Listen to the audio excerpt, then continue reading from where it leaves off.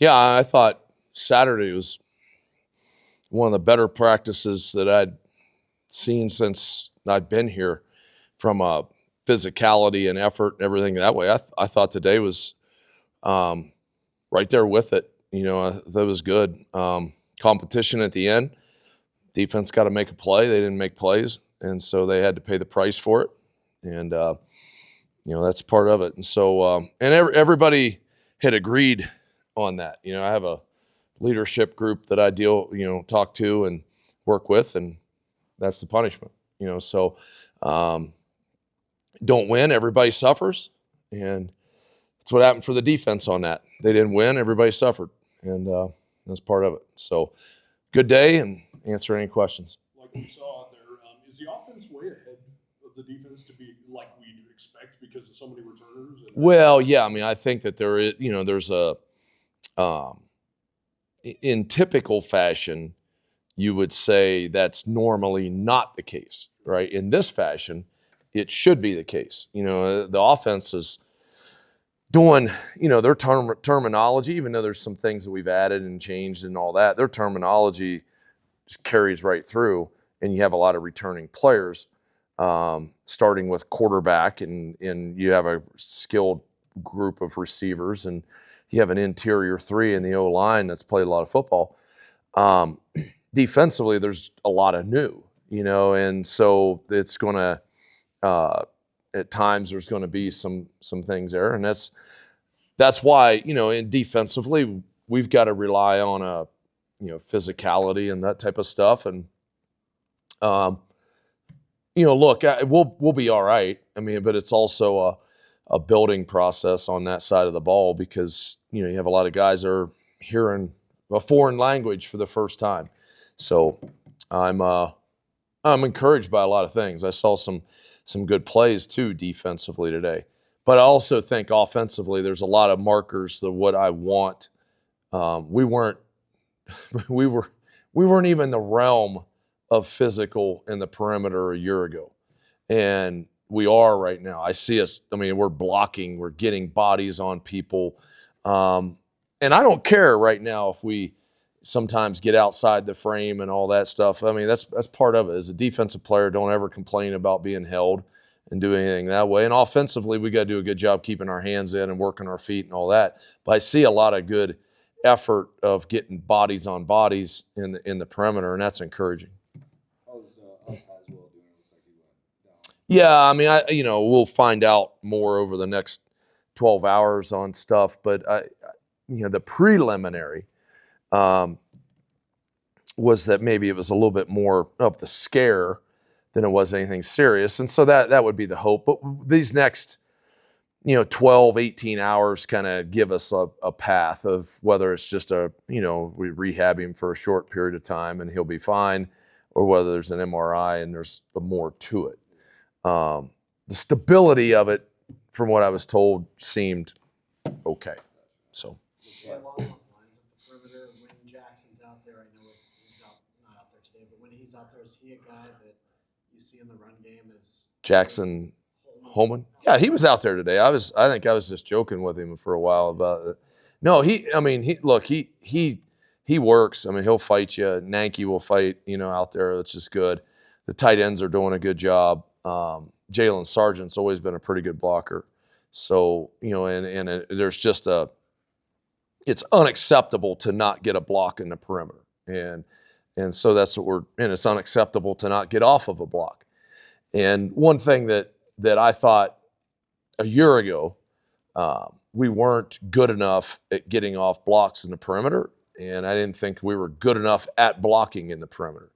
And so that's why you see a lot of stuff drill-wise set up for some of those things right now. And we've got to look. We got to live a physicality, and every position is a part of it. And if I figure out a way to make Sandvik that way at kicker, then we'll figure that out too. So it's part of it. Have you already noticed a difference in the wide receiver room under Javon? Yes. Exactness, physicality. Yes. Very pleased with. And there's also a leader right now. Jalen Sargent is a leader in that room. Chris Durr is a leader in that room. I've said it, and it's not like this is something that I made up and nobody's ever said in football before. At every position, there needs to be a leader or leaders that set the course. We have that at that position right now, and we need to maintain that and build that and keep going. Sticking with the wide receivers, Coach Donovan said that DeBlanc is one of the fastest players on the team. I mean, what's been his impact early on here?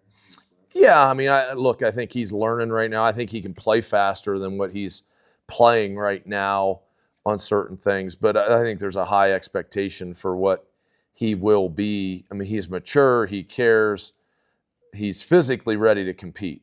And normally when you get to freshmen, there's three main reasons why a freshman doesn't play. Number one is they're physically not ready to compete. That's what happens with a lot of linemen. That's why you redshirt linemen, they got to get a year stronger and all that. Deion's physically ready to compete. Second thing is he's a player that doesn't make mistakes, okay? Well, that's, now that's the phase that he's got to continue to push out of to where he's right all the time. And then the third thing is that guy's got to stay healthy. And those are the three things that really determine freshmen playing. It has been that way, I mean, ever since I started coaching, and probably well before that. It's the same rules. So You said last year Caleb Robinson was playing his best football around this time and then went down, obviously, with the ACL. Mm-hmm. What are your thoughts on him? He's had a couple of tumultuous years with a car accident and then the ACL. I mean, I think Caleb's doing really well right now. I think what happens when Caleb especially plays, does a good job leading with his hands and doing all that stuff. I mean, he's very difficult to block because he's a good athlete and everything else. And so he was missed last year for sure because then what happened was when Caleb went down, then you were relying full-time on inexperienced players all the way through, and that shows, The best way to get experience is to actually do it, but sometimes you don't want them to do it that much, that quick. Caleb would have been a big help last year. Is he a guy that's reading the room a little bit, being an upperclassman, or is it because he's missed time? Is he still trying to find his way? No, Caleb does a good job with that. I'm pleased. Caleb and Ben Florentine are good leaders in that room. And so I think that we have, look, I can look at those two in that room. Linebacker's a work in progress leadership-wise because there's new or freshmen, right? And secondary is kind of a work in progress right now as far as leadership goes. Keone Parks is doing a good job with the corners in that regard. But, Caleb and Ben Florentine have done a good job leadership-wise in that group. And look, they practice hard. I mean, I was down there with them in their individual today some, and there's some combat that goes on in there, and I was really pleased with how that's working. At tight end, I know Isaac Schoenfeld's been around for a while now. Is this kind of a big year for him? It's a big year for everybody. But no, I look, Isaac, there's an expectation that he continues to grow and develop. That's just look, I think that when you look at that position is, I'm happy with that position as far as like, we need to get every position on the team looking like that. If we do, we're going to be in good shape. And you're talking about, one of the better tight ends in the country, and when Gillenborg, a specimen like Sawvel now, Jake Wilson is going to be an outstanding player here, and Isaac's got to carve out his role and do things. And then we're bringing in two freshmen that are kind of highline recruits. Like I'm pretty happy with that room. So. Is Adrian going to be a hybrid? I saw him with the defensive ends. Is he going to be kind of a hybrid linebacker defensive end, or has he made the move? We've made the move.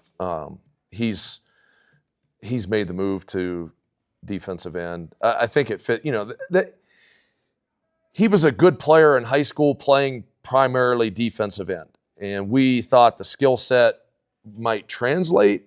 Every once in a while, you find a guy that it does. A lot of times, it's better for that guy to still play where he's used to playing.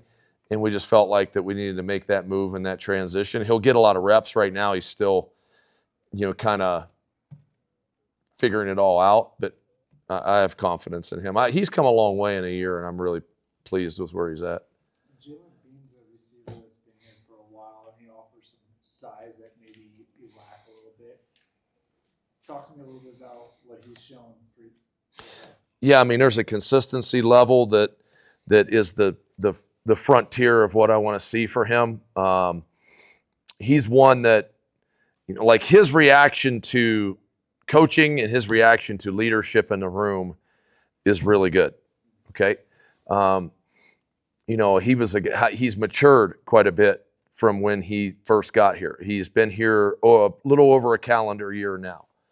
Last fall, he was in that mix of, some guys that are departed that were kind of immature, and he's made that maturity, point. And